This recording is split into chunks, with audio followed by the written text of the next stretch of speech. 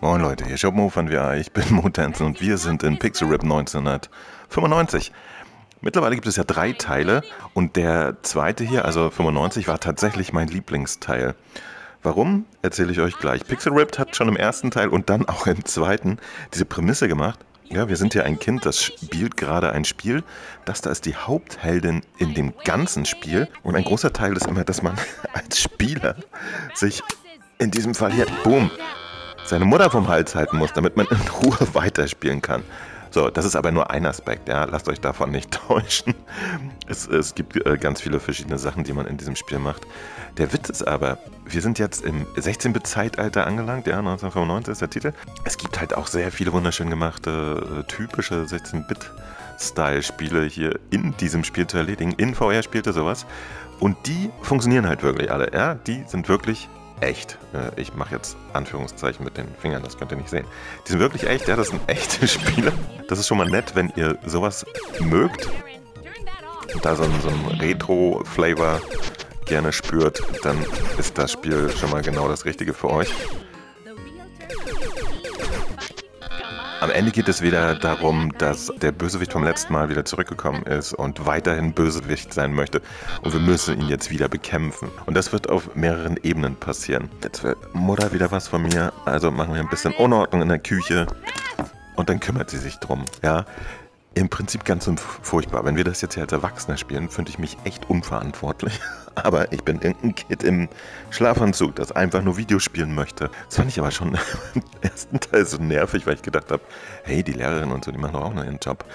Alright, wie gesagt, ich möchte euch jetzt vom Spielinhalt gar nicht mehr so viel erzählen, denn das gab es ja schon auf der PlayStation VR 1. Ja? Da habe ich reingespielt, habe Videos drüber gemacht. Deswegen ist das für jemanden, der sich wirklich interessiert, natürlich kein Geheimnis, was dort passiert. Das könnt ihr jetzt überall im Internet nachgucken. Für mich ist jetzt der Part, euch das Spiel kurz vorzustellen und vor allem natürlich wieder dazu rauszufinden, wie das technisch hier auf der PlayStation VR 2 gewachsen ist im Verhältnis zu PSVR 1. Und da muss ich ganz klar sagen, nicht relevant. Ja, auch, tatsächlich hat auch 1979, also der dritte Teil, den ich jetzt schon auf der PSVR 2 gespielt habe, technisch jetzt hier nicht wahnsinnig was rausgeholt aus der Hardware. Wenn ihr dieses Spiel auf der PSVR 1 schon durchgespielt habt, gibt es wirklich keinen Grund, das nochmal auf der PSVR 2 zu spielen. Denn die Auflösung ist für PSVR 2 Verhältnisse hier so gutes Mittelmaß, würde ich sagen. Ja, Mensch, hier, Mutter, Cookies, sammel auf. Sogar in diesem Raum, und ihr seht ja, das ist relativ einfache Grafik, ja. Da ist die Auflösung bzw. das Anti-Aliasing nicht besonders groß, sodass die Fenster da hinten, also so 5 Meter von mir, echt so ein bisschen jittern und so. Sowas muss auch eine PlayStation VR 2 gar nicht sein. Schon gar nicht, wenn die Grafik sich seit der PlayStation VR 1 hier gar nicht geändert hat inhaltlich. Die war schon immer sehr cartoonig, passte aber zu dem ganzen Thema und macht trotzdem Spaß. So, in diesem Spiel zum Beispiel, das ist wie ein klassisches 16-Bit so Super Nintendo. Das Gerät sieht auch sehr ähnlich aus. Hier hat natürlich alles andere Namen. Wirklich wie ein klassisches Action-RPG. Ja, man boxt sich hier durch. Es gibt auch... Ey, Mist. Kann ich erzählen und spielen gleichzeitig. Es gibt auch immer wieder so Secrets, die man aufsammeln kann. Ja, da ist wirklich für Spaß gesorgt. Und jetzt ist hier zum Beispiel noch der Vater gekommen und baut einen Weihnachtsbaum auf, ja. Und um uns entwickelt sich auch immer so ein bisschen Geschichte, die man miterleben kann. Das Prinzip dahinter fand ich halt schon immer sehr, sehr nett. Im ersten Teil war es aber so ein bisschen nervig gelöst, ja. Es war wirklich anstrengend, das Spiel zu spielen. Moment. Mama? Und das war im zweiten Teil, also in diesem hier 1995, einfach massiv angenehmer. Ja. So, übrigens, während die Erwachsenen hier alle Englisch sprechen, gibt es natürlich immer Untertitel, die sind deutsch. Und die ganzen Ingame-Texte, ja, hier, ich werde sehen, was hinter den Mauern ist, das ist auch alles deutsch. Ja, da müsst ihr euch keine Sorgen machen, also ihr werdet alles verstehen, was hier passiert.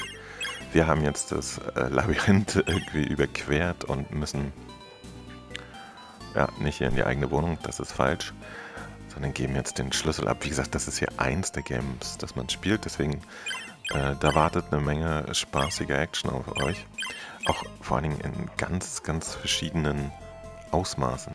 So, und in dem Spiel passieren auch gerne mal so Dinge, dass irgendwas plötzlich aus dem Bildschirm rauskommt und ihr dann hier in so einem Raum kämpft oder so. Ja? Ich erinnere mich nicht mehr, ob das hier jetzt auch der Fall war, aber ich habe so ein bisschen das Gefühl. Diese Pistole, die hier liegt, die habe ich nämlich im Spiel gewonnen und dann kam sie aus dem Fernseher raus.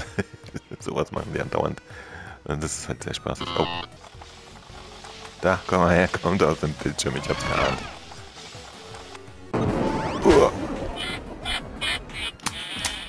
Hä? Was ist das denn?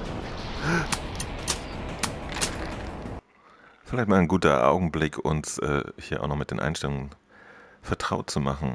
Also, später könnt ihr euch hier die verschiedenen Level auswählen. Ja. Da gibt es dann verschiedenste mit verschiedenen Abenteuern.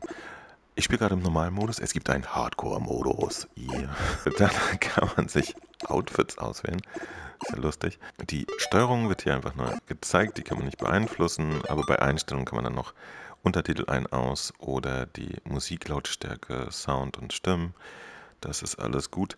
Timer ist auch interessant, da läuft dann immer ein Timer mit. Das hatte ich bisher aber nur auf den Bildschirmen gesehen, wenn ich da ein Bildschirmspiel gespielt habe. Und dann kann man einstellen einen Zuschauermodus, ja. Das kann ich jetzt nicht sehen, weil ich in VR bin, aber ich nehme an, dass sich auf dem Social Screen, also auf dem TV, die Darstellung der Aufnahme hier irgendwie ändert damit. Müssen wir mal experimentieren. Und so schaut's aus.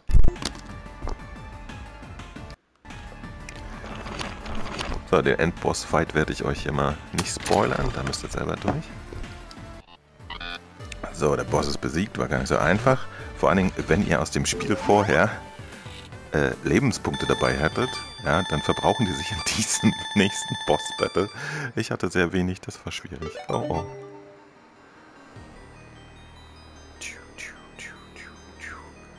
So, diese Passage ist fertig.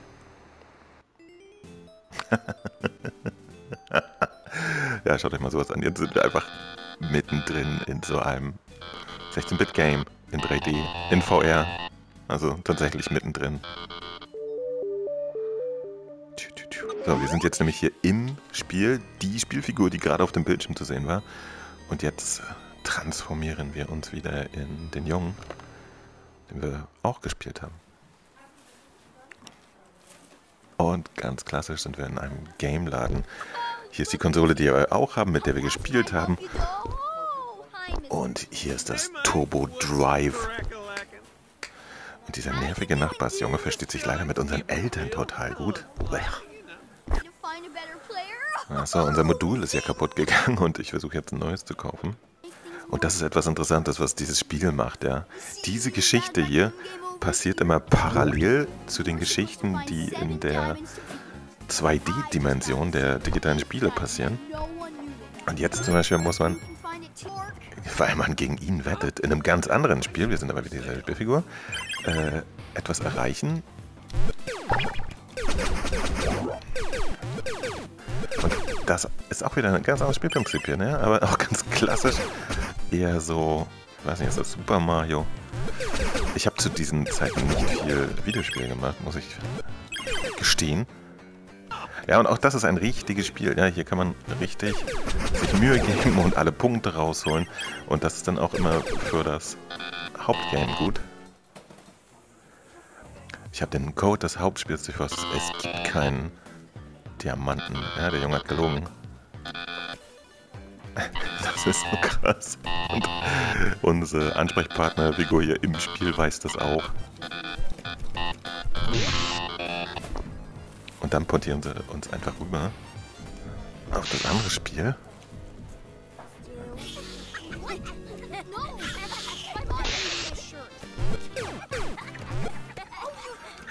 So, und dieses Prinzip, dass man zwischen den Spielen springt und zwischen den Dimensionen, um etwas zu erreichen, ja, das hatten wir auch in Pixel Rip 1979, also diesem dritten Teil, der jetzt gekommen ist.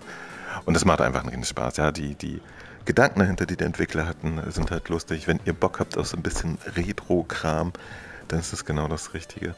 Und halt auch ein Rätsel. Ja? Man muss halt immer rausfinden, wie die Sachen funktionieren. Und wenn man dann entdeckt hat, dass man in diesem Spiel hier was erreichen muss, um im anderen Spiel weiterzukommen, das macht einfach einen riesen Spaß. Und jetzt kriegen wir auch noch einen Preis, weil wir irgendwas gewonnen haben. Wow, die neueste krasse Konsole. Oh nein, ist das süß. Das ist so eine Anspielung auf diese Turbo 3D-Karten für Sega und so weiter. So, wahrscheinlich wundert euch nicht, dass auch die Heimfahrt hier dann ein Spiel sein wird. Ne? Hier liegt schon alles bereit. Ist nicht wahr. Was ist denn hier los? Aber wisst ihr was? Ich glaube, an der Stelle verlassen wir das jetzt mal den Spaß hier. Ich will euch ja auch nicht alles spoilern. Das könnt ihr dann auch allein erleben. Ich wäre aber auf jeden Fall mal interessiert, ob ihr das Spiel schon gespielt habt und was ihr davon haltet. Schreibt mir das mal super gern in die Kommentare. Ich würde mich auch über ein Däumchen freuen. Und damit bin ich jetzt erstmal draußen. Ja, also das Spiel ist super.